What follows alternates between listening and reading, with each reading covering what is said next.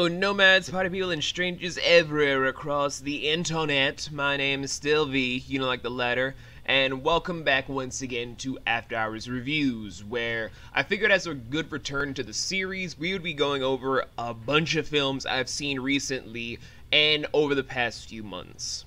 So I figured why not start this off a little easier by going over two films that I've seen recently in cinema of Atomic Blonde and The Dark Tower.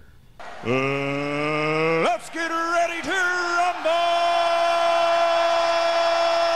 Now, Atomic Blonde was based off this one graphic novel that kind of goes over espionage that leads into the wall being torn down that Gorbachev did at the behest of Ronald Reagan in the 80s during the whole Cold War buildup.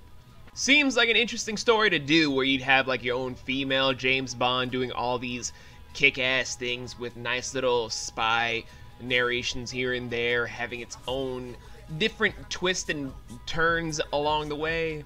It doesn't really deliver that for myself personally. I've seen the film all the way up to nearly the climax of said feature, and throughout the entirety of the film, where it only had a very few action segments and really good spy moments here and there, it was mostly just overly dramatic, where it just was like, we have Charlize Theron, who has everyone trying to get at her to either kill her or fuck her, and then we just have her be naked in a pool of ice and water, where we just have nipple shots of Charlize Theron or her in very skin-tight outfits because she's Charlize Theron.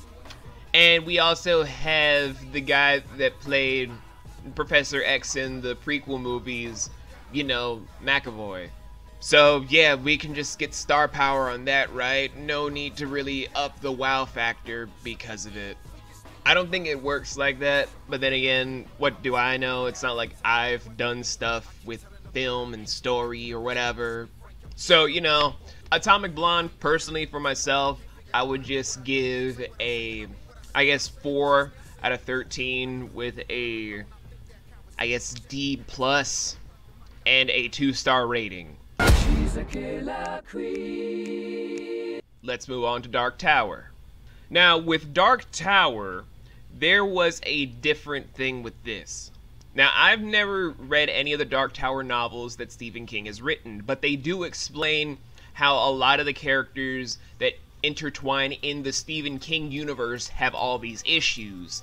Carrie, It, those creeps that were going after the little girl from Firestarter, Cujo, Christine, those weird trucks that were alive, a whole slew of things and creatures and whatnot that just keep going and going and going, and even explaining the concept of shining. But a lot of the criticisms I got from people was that it tried to condense so much into just this one story, where you didn't really get an understanding about how the tower works, how the creatures that plague humanity kind of get sprung out. You just get a story about the chosen one who has the shine. Not the shining, just the shine. Being saved by Idris Elba fighting against this basically immortal deity. So far, when I'm just hearing this, I'm like, okay, alright, okay. Why the fuck is it called The Shine?